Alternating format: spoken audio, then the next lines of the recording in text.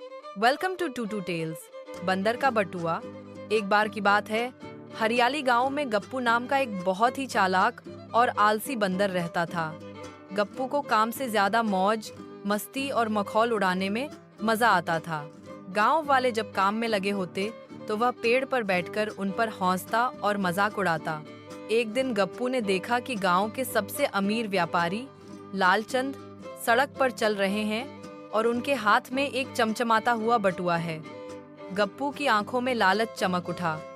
उसने सोचा, अगर ये बटुआ मुझे मिल जाए तो मुझे जिंदगी भर कुछ काम नहीं करना पड़ेगा। जैसे ही लालचंद ने एक पेड़ के नीचे आराम करने के लिए बैठने का सोचा, गप्पू झटपट पेड़ से नीचे कूदा और उनका बटुआ झटपट लिया। लालचंद घबरा गए और गांव वालों से मदद मांगने लगे, पर गप्पू तो पेड़ की सबसे ऊंची डाल पर बैठकर हंस रहा था।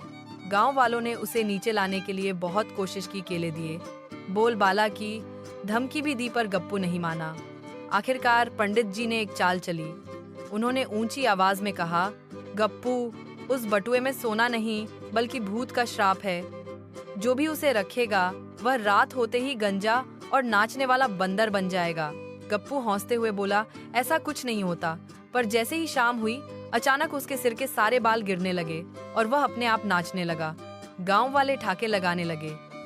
गप्पू डर गया और झट से बटुआ नीचे फेंक दिया। लेकिन जैसे ही बटुआ जमीन पर गिरा, अचानक अंदर से आवाज आई, धन्यवाद गप्पू, अब मैं आजाद हूँ। सब लोग चौंक गए। बटुए में असल में एक जादुई जिन्न बंद था जो लालचंद ने सालों पहले कैद किया था। गप्पू की लालच ने अनजाने में उस जिन्न को आजाद कर दिया। जिन्न गप्पू से बोला, तूने मुझे आजाद किया है, इसीलिए मैं तुझे एक वरदान दूंगा। गप्पू ने हाथ जोड़कर कहा, बस मुझे नाचना बंद करवा दो और मेरे बाल लौटा दो। जिन्न मुस्कुराया और बोला, लालच छोड़ दे और दूसरों का मजाक उड़ाना बंद कर दे, फिर तेरी सारी तकलीफें दूर हो जाएंगी। गप्पू ने वादा किया और उसी दिन से मेहनती और विनम्र बंदर बन गया।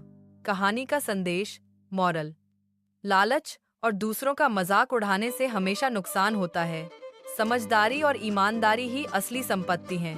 Like and subscribe.